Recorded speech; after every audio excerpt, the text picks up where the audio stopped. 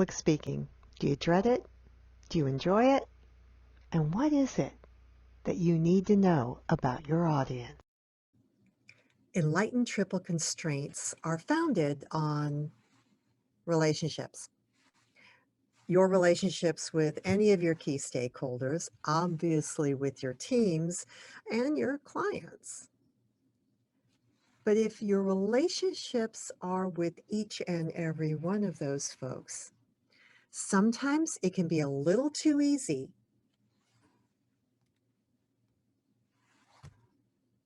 But if your relationship is with each and every one of those folks on an individual basis, sometimes it can be a little too easy to forget that you're building relationships also with them as a community. And that's where public speaking comes in to relationship management. You see, as many times as you do it, you probably don't always think of the number of times that you're addressing a community of your stakeholders. And at that point, it becomes so important that you think about how you're presenting what you're presenting. Unfortunately, the truism is called that because it's pretty true. The power isn't in what you have to say, it's in how you say it. And as a result, it means that you might, just with a few little tweaks, be able to get your presentation and public speaking skills up just a notch in order to help smooth the way with your relationship management skills. Here's what I mean. If you've ever heard a really good public speaker who's delivered on a particular topic a number of times, you probably thought to yourself, wow, that was so on target. Of course, he's delivered this thing's been delivered 100 times, thousands of times possibly. So I guess the speaker probably has sort of a canned approach. Well, if that speaker has a canned approach and it's working for them, more power to them. It's not an approach, though, that I tend to recommend. It's not an approach that I use myself, and it's not an approach that a lot of my colleagues in the National Speakers Association use either. No. We have a very specific message that we're trying to get across. But we also believe that in order for that message to get across, we have to give our audiences a darn good reason to listen to us, which means we have to know what matters to them so that we can make the connection between what matters to them, what we're offering in our message, and how they connect. It sounds like a pretty straightforward process, doesn't it? And yet, so many times, we actually don't follow that straightforward process. So let's take a look at it. In order for your relationship with your entire stakeholder community to remain sound, one of the dynamics that you're going to have to control is who knows what and when they know it. There's particular power in being the person who got the news first. But there's also particular power in making sure that you disseminate the information as appropriately. If it has a wide audience, you might want to absolutely give a little bit of a heads up to your senior leadership, but you also might want to craft a message that can be disseminated and viewed or read or heard instantly. But since you're not going to be able to tailor that message necessarily to each and every one of your stakeholders, you are going to have to want to look at what it is that makes this message compelling for all of them. And that's tough. There are always going to be a few people who are going to feel like, well, that doesn't really count for me.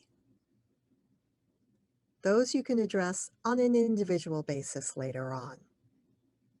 But for the most part, presentation skills and public speaking are part and parcel of making sure that you have relationship management that is sound, productive, positive,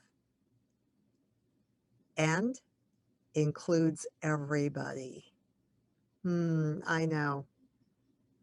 A dirty little secret for a lot of project leaders is inevitably there is one stakeholder who might not necessarily be your favorite person, be your favorite stakeholder. But you see, it's not their responsibility to delight us or satisfy us. So, as project leaders, we make sure that we do our job in understanding not just the nature of our relationship with them, but how that impacts their expectations, their ability or willingness to talk with us candidly so that we can make sure we manage the risks that might be inherent in the project, in part because of that very relationship or the lack of its strength. Presentation skills come into play, particularly when we're in an environment where so much of what we're doing is done on a virtual platform these days. I know a lot of people have had predictions about what's going to happen next. Are we really all going to go back into offices, or is a greater number of our colleagues going to be found virtually, communicated with virtually? Remote teams becoming more of a norm than it used to be. My vote, the hybrid approach. Absolutely, there are going to be people who are going to want to come back into the office. They're going to feel safe coming back into the office. They've taken very seriously the precautions that their senior leadership team and the building management have put in place to keep them healthy, to keep them safe. There's also, I think, a growing realization of just how strong the performance. But there's also, I believe, a growing appreciation for the strong performances that can be handed in from a team member who's remote, virtual, from gosh knows where. Does that mean that there'll never be a need to ever meet these people one-on-one, face-to-face in the same room? No. It would still be wonderful to be able to build those bonds because it's a whole lot harder, as so many of us have found over the past year and a half or so. It's so much harder to build those relationships without having had a foundation of actually meeting. But that doesn't mean it can't be done. And assessing the quality of the work, the quality of the performance, well, that can be done pretty effectively in so many cases.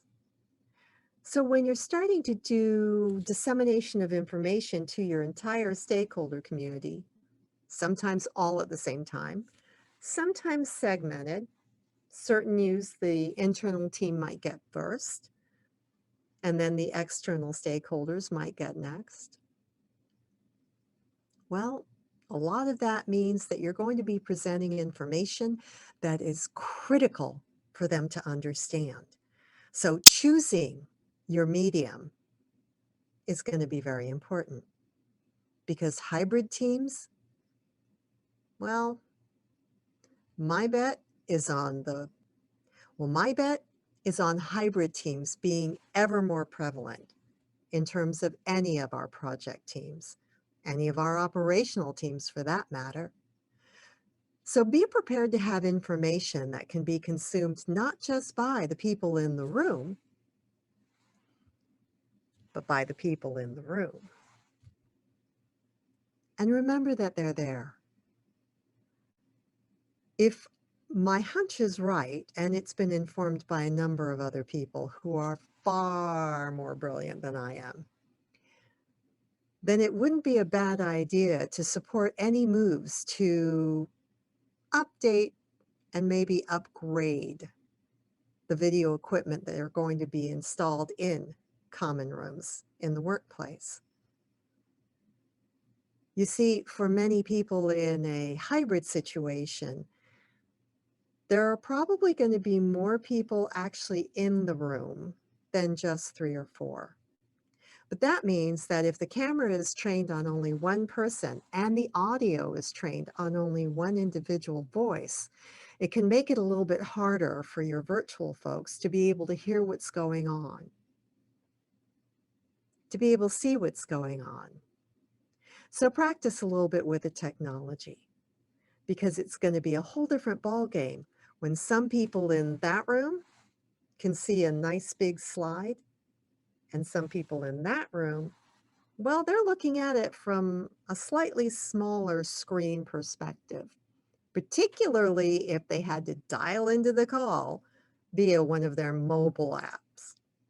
I mean, tablets are wonderful, but even a good-sized tablet is still not quite the same as being able to see those slides on a laptop or an external monitor.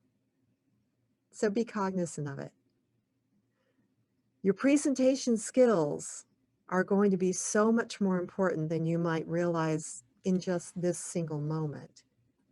But think about the numbers that you have to give people, the information flow that has to be managed throughout your stakeholder community. Your presentation skills, your ability to communicate publicly critical information is going to be that much more powerful as you move forward. So a couple of things.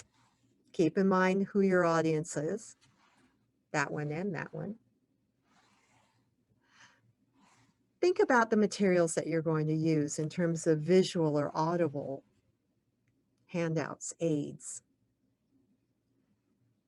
And keep in mind that by leading by example, you're also going to help the rest of your team remember that regardless of which room they're in, there's still one team,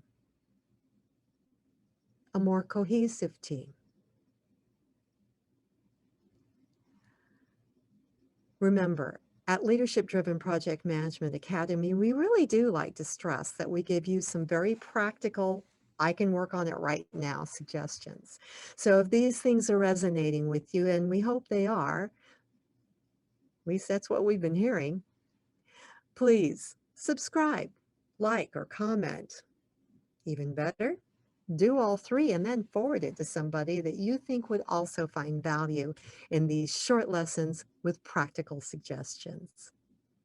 I'm Kimihiro Tsuzimski. This video is brought to you by the Leadership Driven Project Management Academy. We loved having you with us.